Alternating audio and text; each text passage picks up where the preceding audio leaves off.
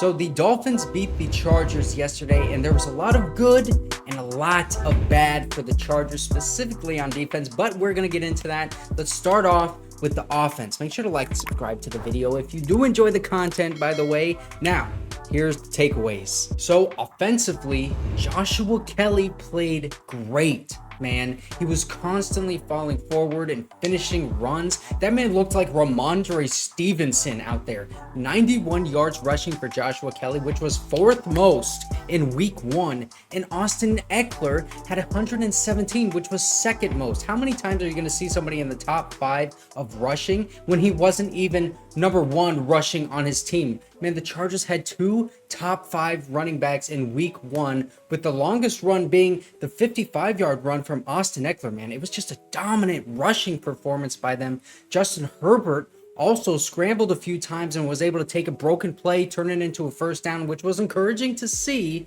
because that element was missing from his game last year due to that rib injury. The Chargers also had the most rushing yards with 234 and 3 rushing touchdowns, which just shows the offensive line dominance against a really good front seven. Man, this Dolphins defense, they are no joke. They got Christian Wilkins, Jaelan Philips, Bradley Chubb, and then now they have David Long Jr., Jerome Baker. These are all good defensive players. They got some really good guys there. And bro, that offensive line was just dominant all night long outside of the last drive, but we'll get there. They were way more physical than the Dolphins were and were consistently blocking guys like 3 to 4 yards down the field, creating space for the running backs, and the running backs were taking advantage. It was the most harmonious thing that I have ever seen since Bach. Rashawn Slater was the highest graded player for the Chargers with an 80.9 grade, and Justin Herbert was only pressured 9 times out of his 33 attempts. And when Herbert was pressured, he actually had a better passer rating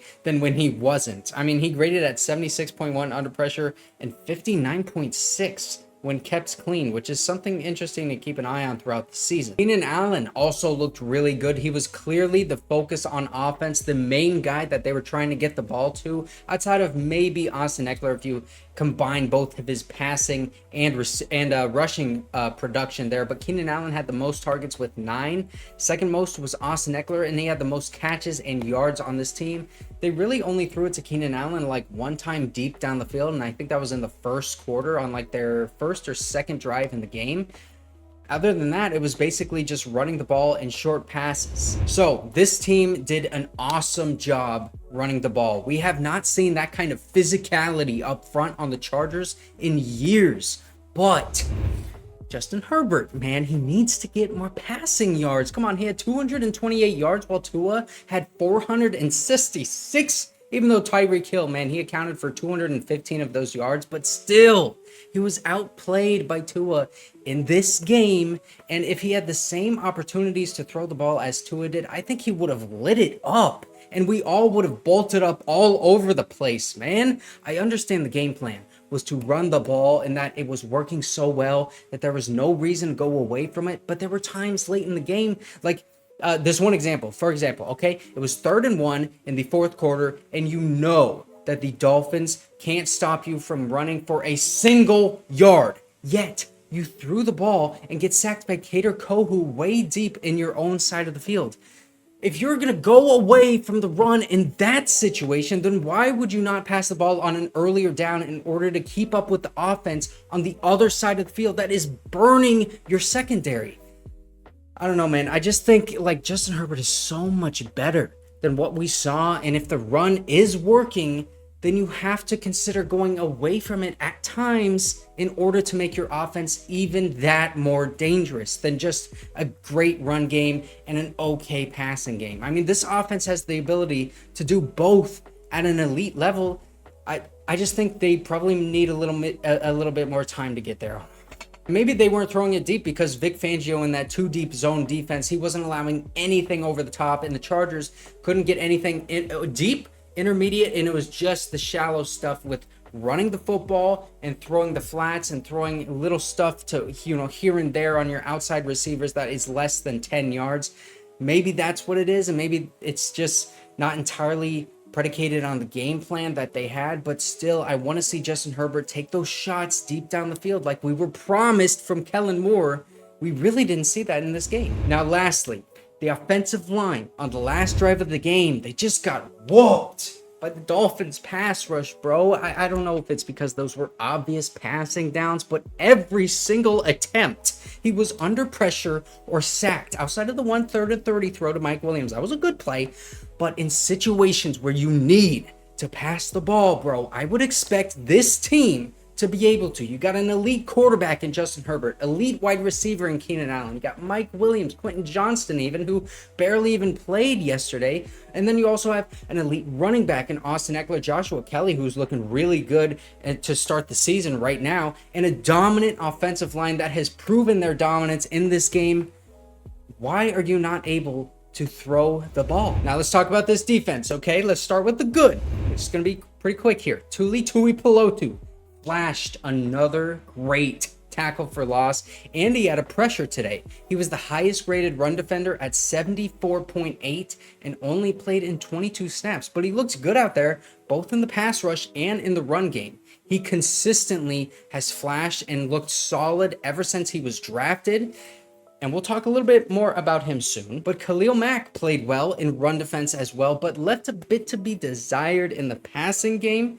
He didn't have a sack, but he did have 6 pressures generated, which is the most on this team, and he had 2 run stops as well.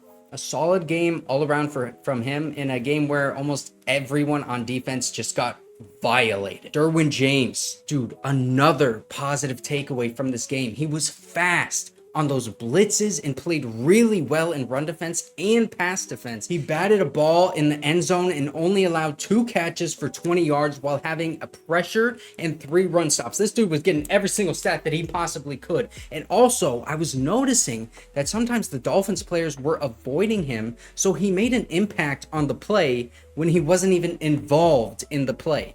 I mean, this dude was the best defensive player on the field on either side in SoFi Stadium yesterday. Now, there was a lot of bad on defense yesterday, and specifically a lot of people are disappointed in Joey Bosa.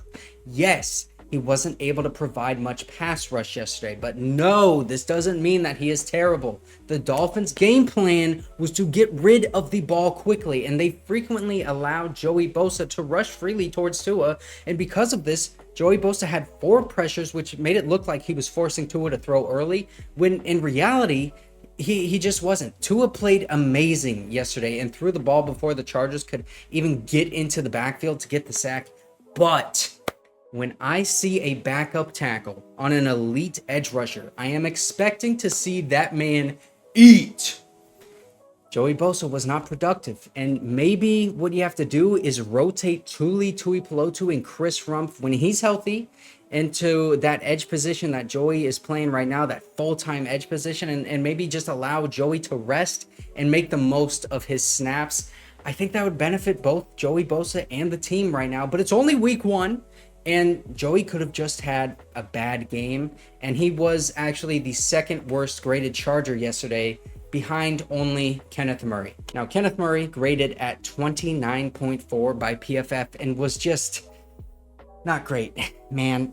He allowed 4 catches for 57 yards, and he only had 2 tackles in this game. He looked slow diagnosing what the Dolphins were doing, specifically on one play where the man he was guarding ran a flat route to the sideline, and it looked like he waited until Tua actually threw the freaking ball to his receiver, and then he broke on the ball towards the sideline from that middle linebacker spot. It just smack dab in the middle of the field. It was a rough day for him and really the entirety of the Chargers defense.